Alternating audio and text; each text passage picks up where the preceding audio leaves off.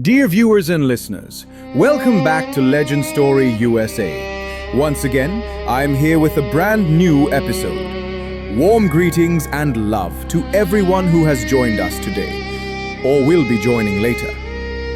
I hope you are all doing well and staying healthy. In today's episode, we have two stories. Both are sure to send chills down your spine. So, let's dive into them.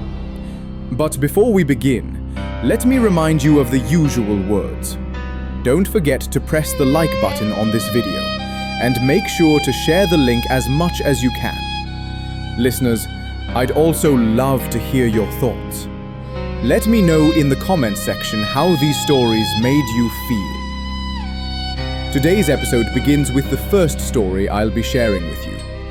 This story was sent to us by an electrical engineer. He is currently living in Richardson, Dallas, and he works as the chief engineer at a company called Fujitsu. His home city is Los Angeles. Back when he was in that area, he witnessed part of this incident. Let's listen to the story. The incident took place in 2020, during the lockdown period. Before that, he used to work in Miami. At that time, he thought, I don't want to keep this job anymore. So he left the job and decided to prepare for the BCS exam. For that reason, he quit his job in Los Angeles and moved to New York. Later, he found himself facing some financial difficulties. When he had a job, he was earning a large salary, and he had developed a certain lifestyle. But after quitting the job, he could no longer maintain that lifestyle, which caused him financial stress. So, he thought about getting another job in New York while continuing to prepare for the BCS exam.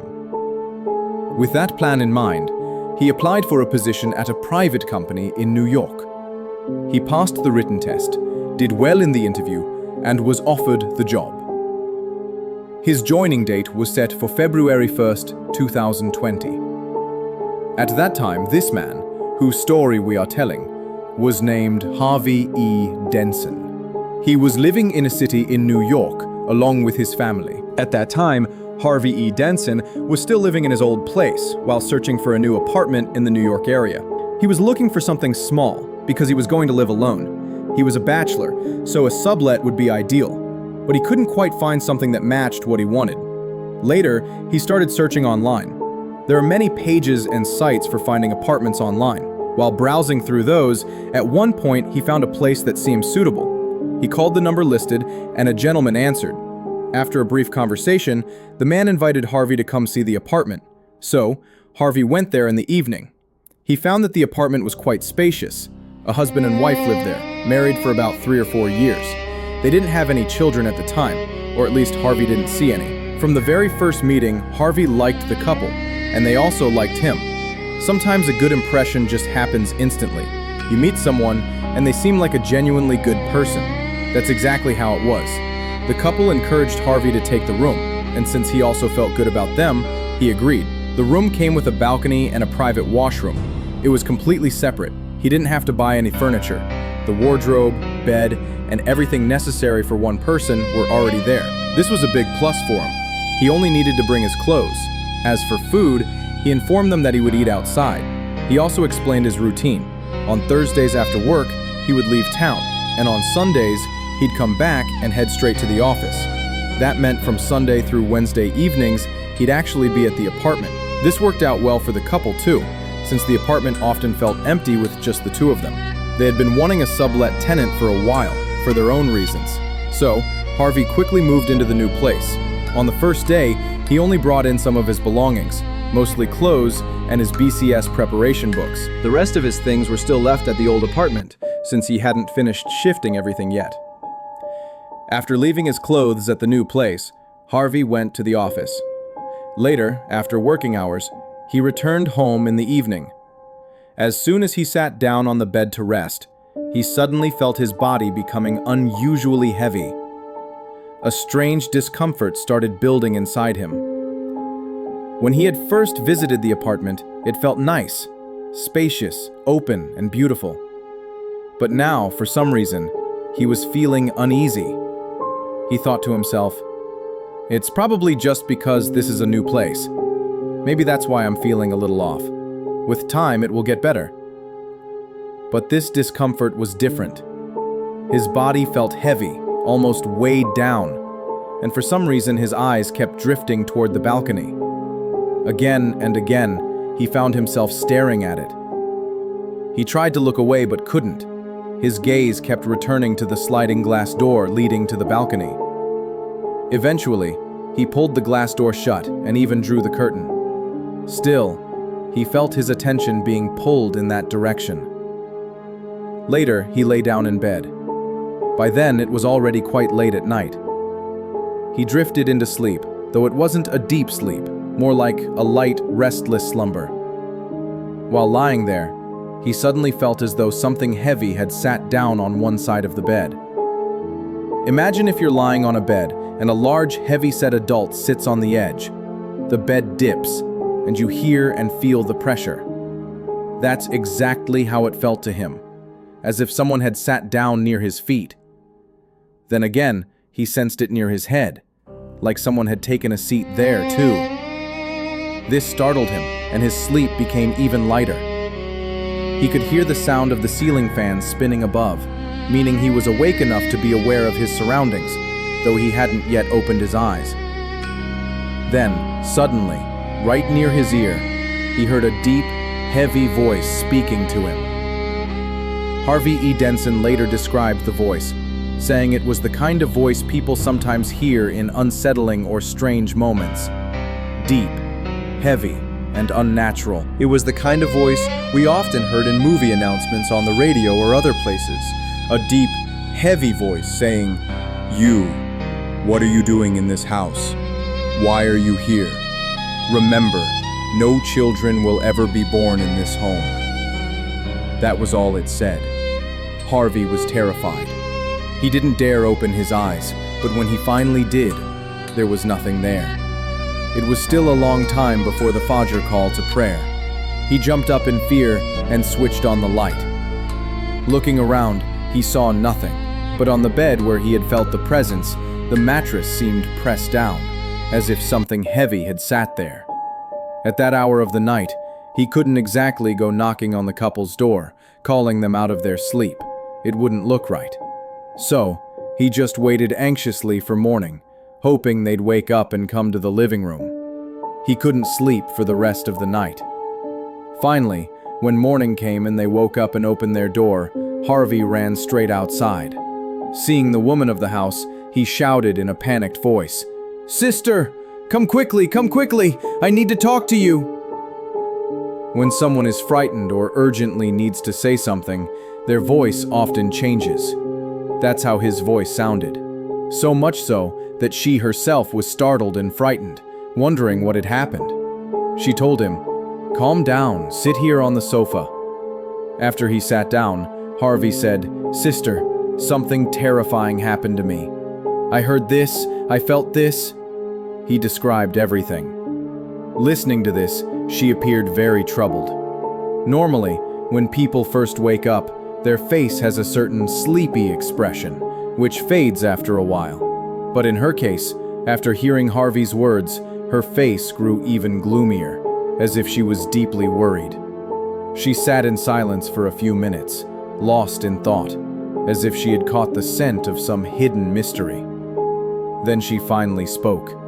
She said, "Yes, I've been feeling a strange uneasiness in this house for a long time. That's why we wanted to take in a sublet tenant, hoping it would ease things somehow.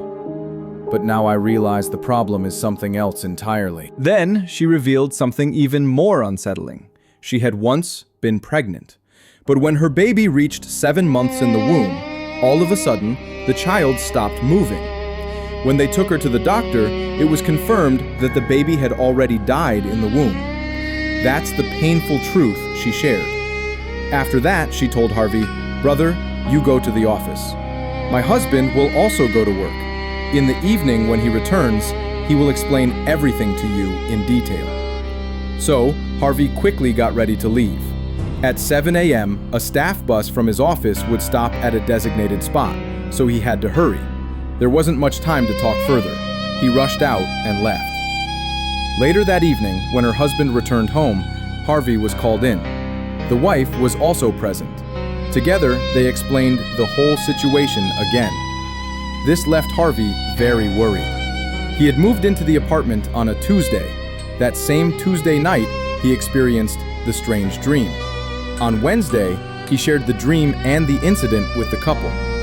On Thursday, after work, he went back to his parents' home and shared everything with them. When his mother heard the story, she told him, "My son, do not go back to that house. Something terrible must be there. If you keep staying, you will be in danger. Since you've already witnessed such things, it means something truly frightening exists there. Don't go back." Now, Harvey was in a dilemma. His parents warned him to stay away from that place, but at the same time, he felt sympathy for the couple. They had given him the room warmly, treating him like a younger brother. How could he suddenly abandon them in such a difficult situation? So he decided not to move out. Instead, he called the husband and said, "Brother, I think there's a real problem in this apartment. You should consider moving out. But don't worry, I'll stay with you until you find another place." The couple agreed, and Harvey stayed with them. In the evenings, Harvey and the husband would go out together, searching for a new apartment. Although Harvey never again heard that deep, heavy voice telling him those dreadful words, the uneasy feeling still remained. There was also something else the husband later shared with Harvey. He told him that just a few days before his wife's 7-month pregnancy suddenly stopped moving, he himself had seen a disturbing dream. What was that dream? In the dream, the husband saw himself lying in the very same room that Harvey had rented. A small child, around a year and a half old, was running around and playing. While playing, the child suddenly ran toward the balcony. The husband, still lying on the bed, just watched. He didn't recognize the child at all. As the little one ran toward the balcony, he suddenly stopped, turned back, looked at the husband, and gave him a smile. Immediately afterward, the child leapt from the balcony and fell straight down. Alarmed, the husband rushed to the balcony to see what had happened. Looking down, he saw the child's body smashed flat on the ground below. Just like how a ripe fruit splatters and flattens when dropped from a height.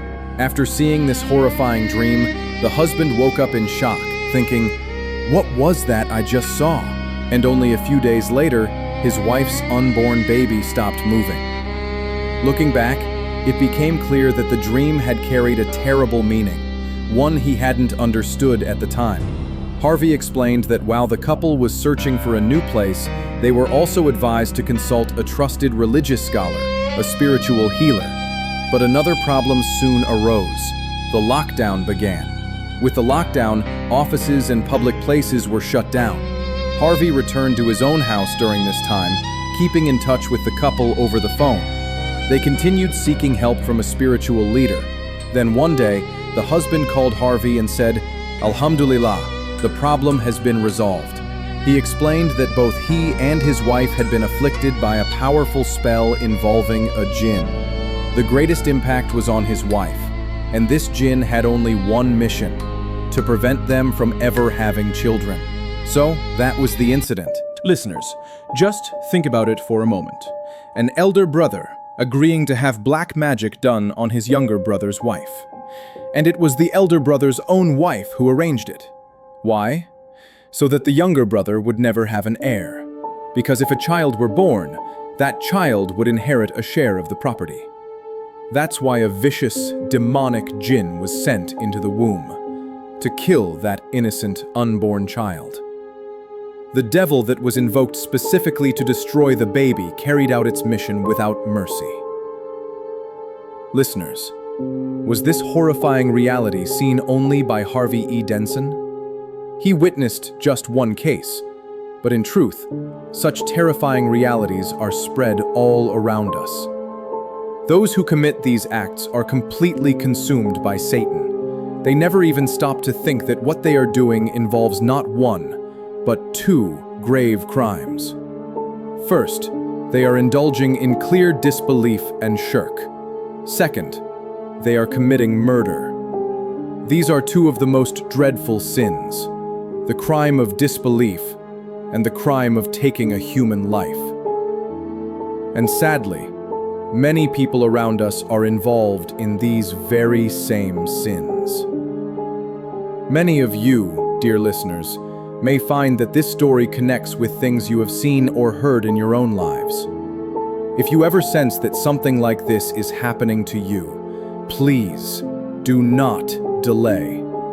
Immediately seek help from a righteous, knowledgeable spiritual leader who can provide a proper solution.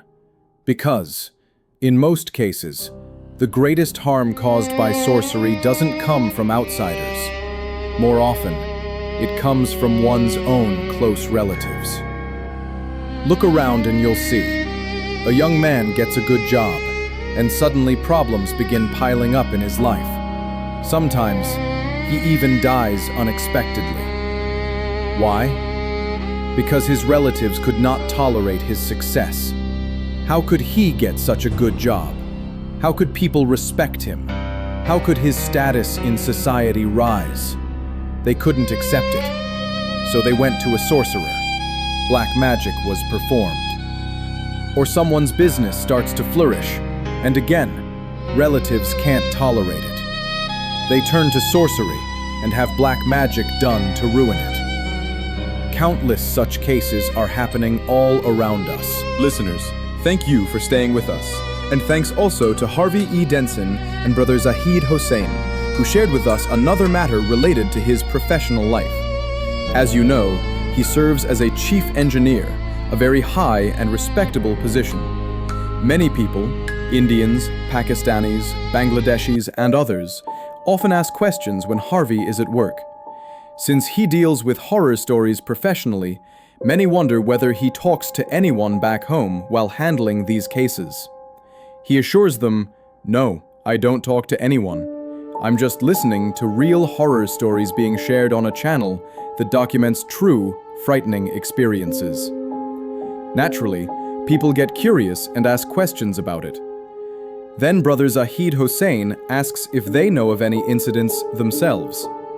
From these conversations, he hears small, short stories, which he plans to compile and send to us later. His work is extremely demanding, both mentally and physically. Whatever free time he gets, he needs to spend it talking with family. Now, since he got married in 2023, he has to communicate not only with his parents and siblings, but also with his wife. At the same time, he records and sends these incidents to us.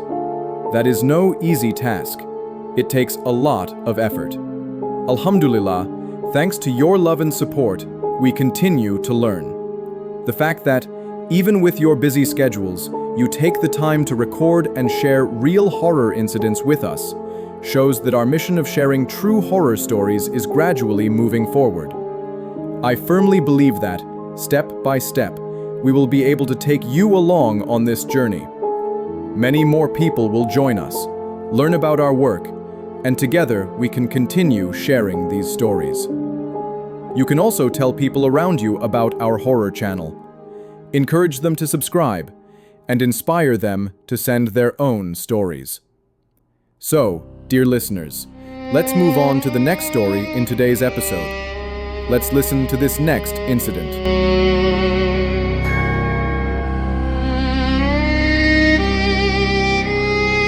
Welcome back, listeners, to the final story of this episode. The story I'm about to share with you is quite tragic, and in truth, it highlights the sacrifices of all our expatriate brothers who risk their lives and work tirelessly, giving their all to make a living. Many brothers, for the sake of their country and their families, quietly and selflessly leave the world behind. Some of their deaths are natural, while others are so unusual that explanations are often impossible to find. Even when explanations exist, they are rarely shared. Many events remain untold, hidden behind the scenes. Today, I want to present one such untold truth. This story was shared with us by William B. Toombs. He is originally from Chicago, but is currently living in Houston, where he works at an oil pump. About 10 years ago, He had gone to Boston to work as a construction laborer. The incident he experienced took place at Blue Hills Reservation, located south of Boston. This area is popular for hiking, trails, and natural forested landscapes. Before 2016, the area was like a dense forest, a kind of jungle. It was mostly isolated, almost like an island in the midst of nature, with many parts being truly wild and intimidating. The government planned to undertake over 100 development projects in the area and assigned different companies to manage them. It wasn't a completely empty area. A small number of people lived there. The new plan aimed to carefully develop the area, preserving the forest while creating urban spaces in parts of it. This site is near the ocean, giving it a unique mix of forest and coastline. The combination of the wild jungle and the seaside made it both terrifying and beautiful. It was in this area that a company project began. Different companies were assigned responsibility for the project. The project manager of one of these companies was a Chinese man. After he began work on the site, he reportedly had a dream. In the dream, a figure appeared and said, "You must not start work here. If you do, there will be problems, and the consequences you cannot even imagine." In the dream, the project manager asked the figure, "What wrong have I done? I am just doing my job. I've been brought here to complete this project on time. Whether the company decides to work here or not is their decision. I have no choice. My responsibility has been given to me, and I will fulfill it. I cannot stop it myself." Then, in the dream, the figure said that he could work on the project only if he agreed to one of 3 conditions. If he did not comply, he would face a terrifying outcome. The first condition: "You must give us your son." Naturally, the manager refused. No one would willingly give up their child. The second condition: "You must give us 3 workers." The manager refused this as well. The third condition: "You must feed 4,000 to 5,000 workers at once in a single meal." The manager said this was impossible. Why? Because it was completely unrealistic to gather 4,000 or 5,000 workers in one place in that area. So the question remains, did the manager reject all 3 conditions, or did he secretly agree to one?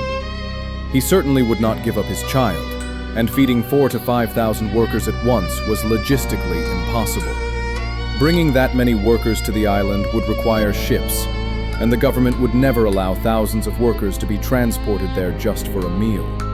The only feasible option left was to give 3 workers. But did the manager actually agree to this? Let's move forward. What actually happened there? Work began. They worked in 3 shifts, dividing the 24 hours into 3 parts, 8 hours per shift. Work was carried out in 3 shifts around the clock, 24 hours a day. Work continued through the night, daytime, afternoon, morning, early dawn, and even at midnight. When the building reached the 30th floor, it was a 56-story project. Problems began. To lift heavy materials efficiently, a separate lift was installed specifically for workers. Once the 30th floor was completed, workers on various floors began reporting strange noises at night. They heard someone running immediately above their floors, so much so that they could not sleep. Work was continuous, 24 hours a day. Perhaps that explains some noises. But the workers who were on the lower floors heard these noises even when logically there should have been no one above them. They wondered who is running around in the middle of the night. Some went upstairs but saw nothing. Soon, a sense of fear spread among the workers. Occasionally, they reported seeing the figure of a woman in a white sari running along the edges of surrounding buildings. She would leap off rooftops, but no one could see where she landed. This fear caused many workers to leave the site. As the number of workers decreased, the Chinese manager found himself in trouble. Every floor and work unit had a strict schedule that needed to be completed on time. With fewer workers, who would continue the work? To solve this, the working hours of the remaining workers were extended. Each group's schedule overlapped with another. For example, someone working an 8-hour shift would continue alongside another group that arrived, extending their total work to 12 hours. Every group had to work an extra 3 to 4 hours to ensure the project stayed on track. As the 30th floor progressed to the 31st and 32nd, another problem arose. When aluminum sheets were installed on a floor, they had to be temporarily removed for the next floor's work. On one floor, a worker struggled to remove an aluminum panel near the edge of the roof. He called a second worker, then a third, and eventually a fourth. Even together, the four could not remove the panel. After many attempts, the panel finally gave way, but it was at the very edge of the roof. The three workers lost their balance and fell from the building. The floor design had open spaces in the middle of the towers, near the elevator shafts, so their bodies fell across different floors. One to the 8th floor, another to the 2nd, and another all the way to the ground. Another worker nearby was pushed, but fell in the opposite direction and survived. The incident caused a loud commotion. Workers on other floors and those who were sleeping ran to the scene. Around the same time, there were reports of a ghostly elevator that moved on its own at night, even without power. Workers both above and below reported seeing it moving in opposite directions simultaneously. Fearing for their lives, the remaining workers decided to evacuate from the 30th floor downward. The authorities were notified. William B. Toombs later recounted that many workers were afraid to leave because their work permits were not yet valid, and being caught by the police could have caused more trouble. Tragically, the three workers who fell were all Bangladeshi remittance workers. Their bodies were frozen by the police and, after 15 to 16 days, sent to Bangladesh by the government. After this, even more terrifying events occurred. At night, some reported seeing the three deceased workers walking, talking, crying, and even working. Fear spread, and workers transferred to other projects. The construction site was effectively abandoned, and even William B. Toombs left. Through a local father, the story came to light. The father revealed how the project manager had been shown visions in a dream and warned about the dangers, though the exact details remained a mystery. The events caused the project to stop entirely, leaving an unsettling legend of the haunted construction site behind. Essentially, the Chinese manager had agreed to hand over three workers as sacrificial labor. He allegedly knew exactly which section of the floor these three workers would be assigned to, the specific unit. The three workers, along with a few others, were given their tasks. The question of how they would die, how they would be killed in an accident, was supposedly the responsibility of the spirits.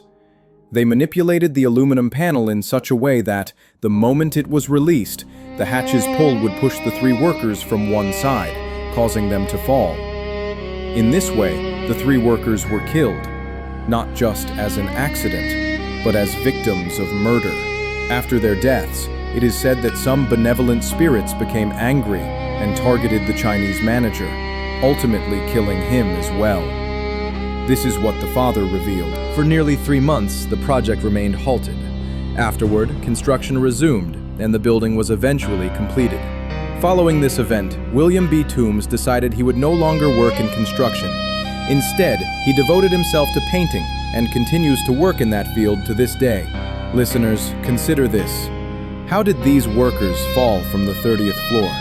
They were performing a dangerous job to bring smiles to their families' faces. Did they know, before their deaths, that they were falling victim to such a horrific conspiracy? My understanding is that even their families were likely unaware. What were their names? Where exactly were their homes? William B. Toombs could not provide these details. However, on behalf of Legend Story USA, I want to send this message.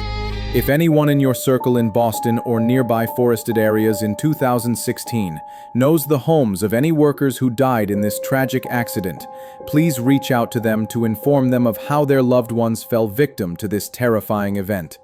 No human hand was directly responsible for the deaths. Since the Chinese manager had been forced into compliance, he too had to pay the price. Whether the spirits responsible were benevolent or malevolent, or whether other spirits present at the site were involved, is difficult to determine. What is clear is that we have shared all the information available to us. Listeners, this is the story. Many people abroad face cruel, tragic deaths or die under natural circumstances, but every death carries a profound sorrow. Just a few days ago, a brother was returning home from abroad. His family members went to receive him, children included. Sadly, while driving back, the driver fell asleep at the wheel. The car veered off the road and into a ditch. The men somehow managed to get out, but the women and children couldn't. What a heartbreaking scene. Videos of it are now circulating on Facebook and YouTube. Just think for a moment. Before boarding his flight, that brother had posted on Facebook, "My dream is going home." But did that dream really reach home? Or was it a nightmare that arrived instead? He lost his entire family in that tragedy, and now he's nearly lost his mind from grief. Listeners, honestly, I can't even describe how painful these events are. Sometimes I feel like I don't even have the strength to watch or talk about such things anymore. Maybe I'm becoming too weak mentally. But really, who could bear such pain? A man spends his whole life abroad, struggling only for his family. He dreams of seeing their smiling faces at the airport. He did see those smiles that day, when they welcomed him with joy. But on the way home, those smiles disappeared forever. Tell me, who on earth could endure such grief? May Allah give him the patience and strength to bear this immense pain. And may such a tragedy never befall anyone else. Listeners, that's all for today's episode. Please take care of yourselves, stay healthy, and remember me and my family in your prayers. My prayers are always with you and your families. May the Almighty keep us safe, healthy, and united. Stay with Legend Story USA.